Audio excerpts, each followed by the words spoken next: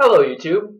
So recently, I had a discussion with a feminist friend of mine whom really I do respect, despite the fact that our opinions greatly differed on many things. And we were discussing rape, and more specifically, how rape is reported, what measures can or should be taken to prevent rape, and how best to serve victims of rape.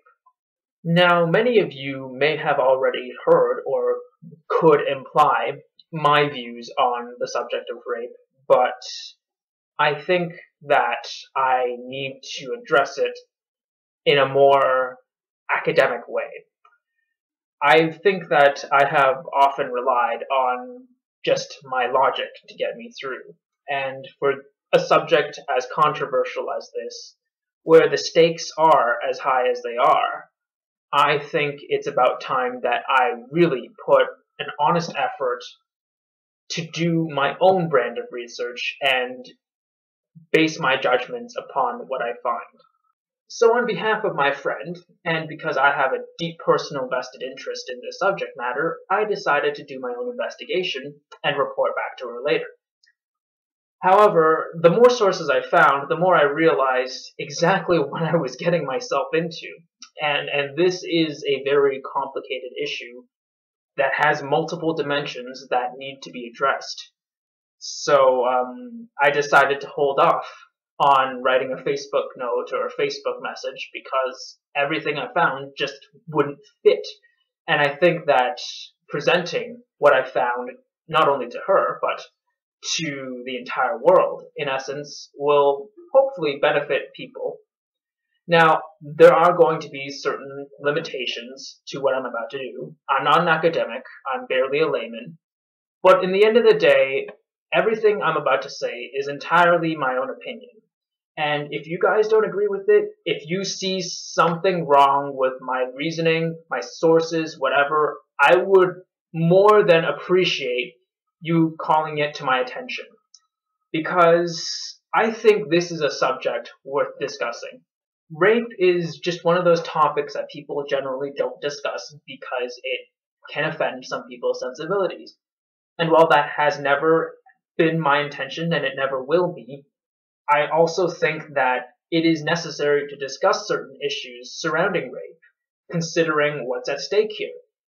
And what is at stake is the safety of people who are going to be easily victimized.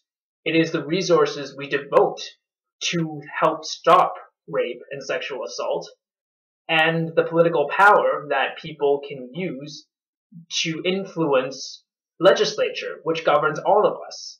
And I think that even though it might offend your sensibilities or the sensibilities of other people, these issues are all linked together in such a way that it is impossible, or I should say, it is irresponsible not to discuss this and examine this in some shape or form. Let's start off this video series with defining my terms and my position on the issue. I hope you will all note that despite the fact that I'm not American, I will use American statistics and sources mainly because I find it much easier to get information. I recognize that not every country follows the American ways, and of course each country will have its own variance with regards to the rape statistics. Nevertheless, I want to address rape specifically in North America. So, according to the American Criminal Code, rape is defined as any person who commits a sexual act upon another person by 1. Using unlawful force against that other person, 2. Using force causing or likely to cause death or grievous bodily harm to any person, 3. Threatening or placing that other person in fear that any person will be subjected to death, grievous bodily harm, or kidnapping, 4. First rendering that other person unconscious, or 5. Administering to that other person by force or threat of force or without the knowledge or consent of that person, a drug, intoxicant, or other similar substance, and thereby substantially impairing the ability of that other person to appraise or control conduct. Rape culture, as defined on the Women Against Violence Against Women website, is defined as, quote, a complex set of beliefs that encourage male sexual aggression and supports violence against women. It is a society where violence is seen as sexy and sexuality as violent. In a rape culture, women perceive a continuum of threatened violence that ranges from sexual remarks to sexual touching to rape itself.